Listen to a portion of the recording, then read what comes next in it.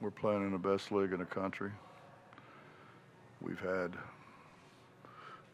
some, guys in and out with injuries and so forth, and we're going to get them all put together, and we're got. I think what the normal person doesn't understand. We've got freshmen, which I think that's important, and we've got two very, very good freshmen. But I can't play them now. I can't play them in hard spots right now. We've got two or three sophomores that are going to be really good players. Um, they're not quite there yet. We've got some transfers. We've got some junior college guys, and we've got some portal guys. And I don't care who you are. You put all those in a mixing pot. It's going to take us a little while.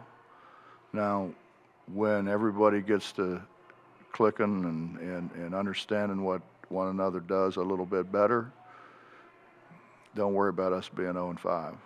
We're going to catch up fast. Off that, you're one of the newer guys.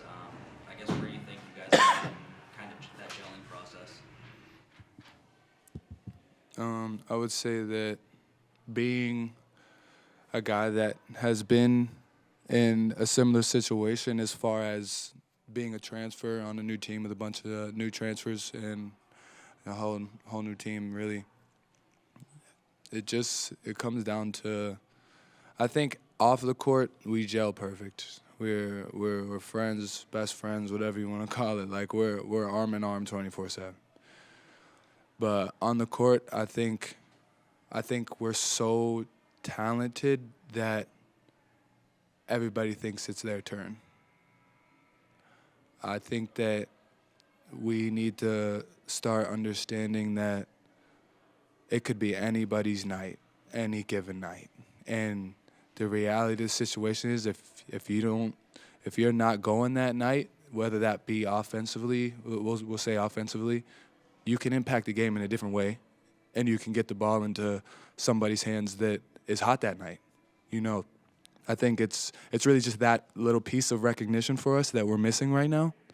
And I think once we start to do that and realize that defenses obviously are going to scout us, and they're going to have a game plan, they're going to do something. But with that being said, there's advantages out there too that, we'll use it one or two possessions and then we shy away from it. And I don't know if that is a individual thing that we're just not bought in, or like we're just maybe we're a little selfish sometimes and we want it to be our moment. But as a team, I think once we recognize those little mismatches, those little things we can start taking advantage of, that we'll start to realize that everybody can eat off that. Like you get one person going and the defense has to adjust, and then now everybody else gets going because there's two guys on one guy, and you swing the ball, and now you got an open shot, you got an open look, you got an open drive, you can kick to somebody. There's just so many different ways that we can go about it. But we're close. We're not far off. We're so close. Coach, obviously the free throws hurt you again tonight. Since the start of conference play, that's been a struggle. Is there anything that you can put your finger on why, that might be the case? There's a lot of things you can think about. I don't know that any of them are the answer.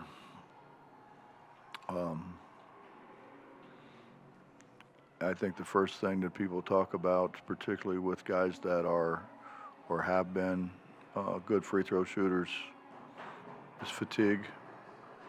I don't know. I've had guys before that have played the whole game, every game. This is a little bit. Honestly is a little bit rough for us because we're coming off of a game, and then we didn't do a whole lot the next day because I had to give them some rest. The NCAA says you got to give them a 1 day a week rest. Well, they shouldn't say that and then let people schedule games in a two-day window before you play again. And so we didn't do much the first day except kind of walk through things Second day we did a little bit. We didn't do near what we normally do. And I'm glad we didn't because, you know, guys like Trey plays heavy minutes. And for him to play, he played heavy minutes the game before, and then you got what you normally have a day off where they can kind of relax. We were on our feet. We weren't running up and down, but we were on our feet. And then the next day we did a little bit more, but not a lot. We still weren't running up and down. We weren't starting and stopping and jumping. And so, I mean, honestly, I think that enabled us to play better today than what I was afraid it was going to be, just because we didn't have a whole lot of recovery time. I guess what are your thoughts on the free throw shooting since the start of Big 12 play? Is there anything that you've seen that's led to that struggle? I think it's an obvious area that we need to work on. Now, me personally, I just had a day, you know. I don't plan on continuing that. I plan on getting in the gym and doing something about it. But everybody has to do it. You can't force people to get into the gym and shoot free throws. It has to be their choice. It really comes down to how much you care about the dudes that are in the uniform with you and the name on the front of the uniform. What are you willing to sacrifice for those people? So that's what it comes down to. Coach, down the stretch, that last minute, I think it was about 25 seconds left. There was the timeout. You guys had the ball, and Eric has the off-balance three. Was that the look that you were hoping for in that situation, or what were you hoping to get? No, he ran himself out of the shot. Eric's got so much confidence at times that he thinks he can, you know, do things that I'm not sure LeBron would have made that one. And, it was set up for him to come off and two guys to close the gate.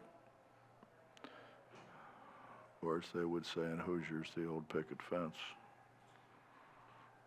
But no, that's not the shot. I don't know if that's the shot he wanted to shoot, but it definitely wasn't a shot that everybody else wanted him to shoot. I mean, the whole deal was if you don't have a shot, turn it, drive it hard, pitch it, which is what we did at the end. And Seth made the shot.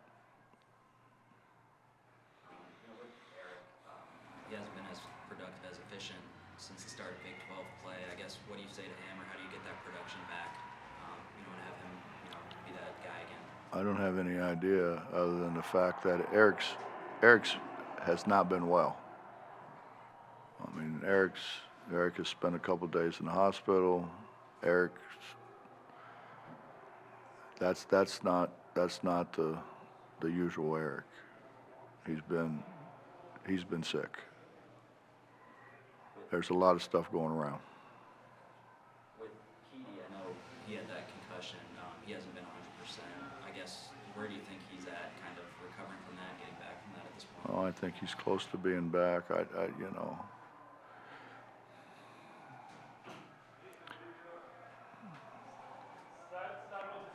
I could tell you a whole lot, but I really don't want to get in that much trouble this early.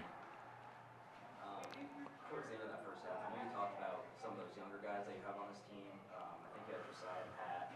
Kobe played some. He was out there with Jimmy and Joe. I guess at that point, what was the thought process, the decision to go with those guys on the court, and how do you think they did? Get fresh bodies out there. Get fresh bodies, and they're good players. I think Trey can tell you we've got a couple freshmen that are going to be really, really good.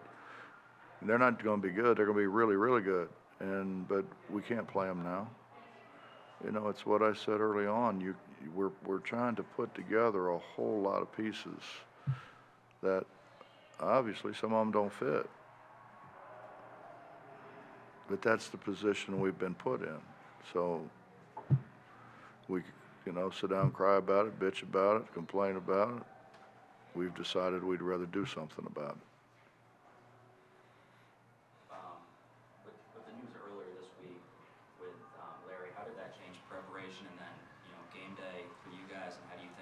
guys? Didn't change preparation.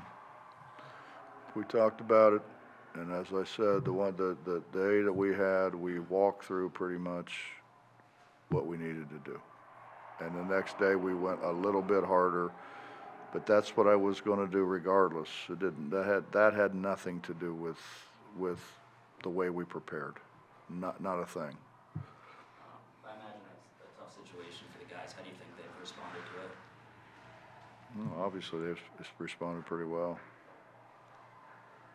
Trey, for you, I guess, what's it been like going through this and trying to, navigate this now until the end of the year? This as far as, it's obviously it's sad to see him go. I think everybody feels that way in the locker room because he's had individual relationships with each of us. But at the end of the day, we still have games to win, regardless of how you feel about the situation.